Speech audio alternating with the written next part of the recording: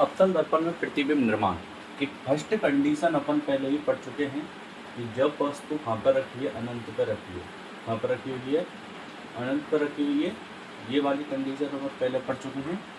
Condition number 2 है जब वस्तु वक्रता केंद्र के परे हो, वक्रता केंद्र के क्या हो, परे, तब बनने वाला जो प्रतिबिंब है वो बनने वाला प्रतिबिंब कैसा बनेगा अवतल दर्पण में। आइए इसको समझते हैं। देखिए, अपन ने बात की थी पहली वीडियो में कि जब वस्तु अनंत पर रखी है तो उसका प्रतिबिंब कहाँ बनता है।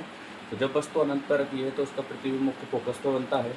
साइज कैसी होती है? अत्यधिक छोटी होती है, बिंदु आकार की होती है, और प्रकृति कैसी होती है? वास्तविक और उल्टी। दूसरा बनता है वो है वक्रता केंद्र पर, वक्रता केंद्र के परे। यानी जब वस्तु वक्रता केंद्र के परे रखी है तो उसका जो प्रतिबिंब है वो कैसा बनता है वो अपन देखेंगे। इसको देखो, सबसे पहले अवतल दर्पण की बात की है तो अपन को देखो इसके डायग्राम बनाने के लिए क्या सबसे पहले अपन को ये अवतल दर्पण बना लेना है। इसे ये अवतल दर्पण हो गया, जिसके बाहर की साइड में पॉलिश होती है और अंदर का भाग परावर्तन का काम करता है, उस अवतल दर्पण को। ठीक है, उसके बाद अपन को एक मुख्य अक्ष खींच देनी है। ये अपन की मुख्य अक्ष हो गई, मेन एक्सिस। ठीक है, सबसे पहले ये बना देनी है। ये दर्पण का जो बीच का जो बिंदु होता है ये अपन का ध्रुव कहलाता है। इसे ध्रुव लिख दो। ध्रुव को अपन पी से डिनोट करते हैं तो डायरेक्ट अपन पी लिख देते हैं।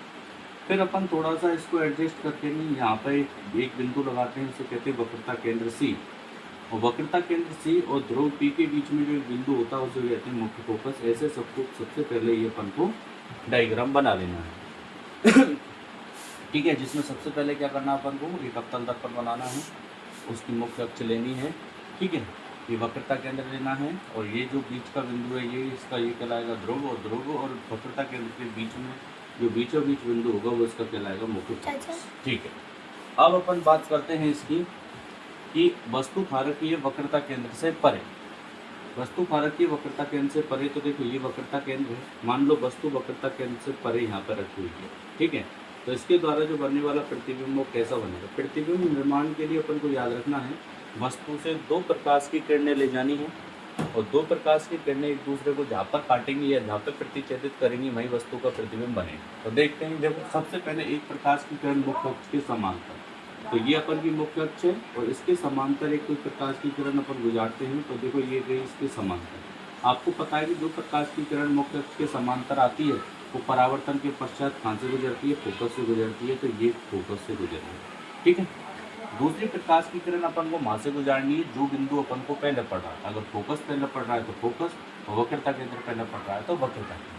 तो अपन को पहला नजदीक बिंदु कौन सा पड़ रहा है, वक्रता केंद्र। तो एक प्रकाश की किरण अपन कहाँ से गुजारेंगे, वक्रता केंद्र से। वक्रता केंद्र वाला नियम क्या था कि अगर कोई प्रकाश की किरण वक्रता केंद्र से आ रही है, वक्रता केंद्र से आ रही है तो परावर्तन के पश्चात ही वक्रता केंद्र पर ही वापस लौट जाएगी।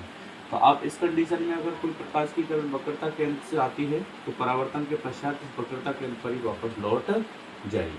ठीक है, तो अब ये दोनों जो अपन की जो प्रकाश की किरणें हैं ये रेखाएं हैं कहाँ प्रतिच्छेदित कर रही है, यहाँ। तो इसका मतलब जो वस्तु का जो प्रतिबिंब है ये प्रतिबिंब नहीं बनेगा। क्या बनेगा यहाँ पर, ये प्रतिबिंब बनेगा। वस्तु का प्रतिबिंब यहाँ पर बनेगा। तो आप देख सकते हो ये वस्तु का प्रतिबिंब बन गया। ठीक है, ये वस्तु का क्या बन गया, प्रतिबिंब बन गया।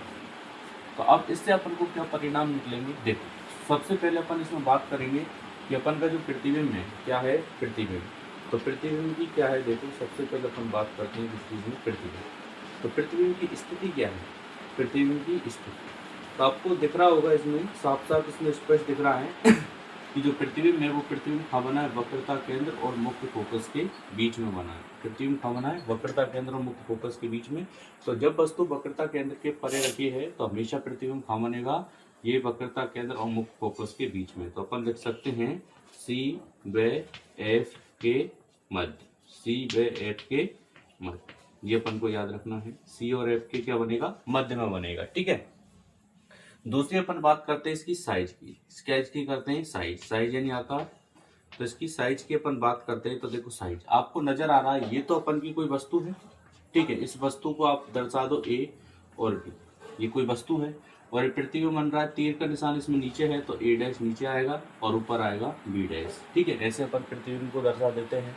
तो आप देख सकते हो वस्तु है ये बिंब की साइज इतनी है और प्रतिबिंब की साइज इतनी है। इसका मतलब ये है कि जो प्रतिबिंब है वो प्रतिबिंब इस बिंब से कैसा है, छोटा है। तो प्रतिबिंब की साइज कैसा होगा, छोटा।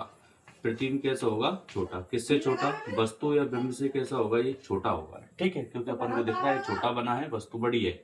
उसके बाद अपन बात करते हैं इसकी किसकी, प्रकृति की। तो प्रकृति अपन को याद रखना है, प्रकृति देखो क्या है इसकी प्रकृति। तो प्रकृति के बारे में आपको क्या ध्यान रखना है, प्रकृति के बारे में आपको याद रखना है कि अगर प्रतिबिंब दर्पण के सामने बन रहा है तो प्रतिबिंब कैसा होगा, वास्तविक होगा। कैसा होगा, वास्तविक होगा। दर्पण के सामने अगर प्रतिबिंब बन रहा है तो प्रतिबिंब कैसा होगा, वास्तविक होगा। और देखो अगर कोई प्रतिबिंब इस मुख्य अक्ष के नीचे बनता है तो प्रतिबिंब कैसा होगा, उल्टा। और अगर इस मुख्य अक्ष के ऊपर बनता है तो प्रतिबिंब कैसा होगा, सीधा। तो आप देख लो कि हमारा जो ये प्रतिबिंब है, ये प्रतिबिंब कैसे बना है, बताओ। ये प्रतिबिंब बना है इस मुख्य अक्ष के नीचे, नीचे बना है। इसका मतलब प्रतिबिंब कैसा है, उल्टा। कैसा है, उल्टा। इसमें आपको ये नजर आ रहा होगा। तो जब वस्तु वक्रता केंद्र के परे रखी है तो उसका प्रतिबिंब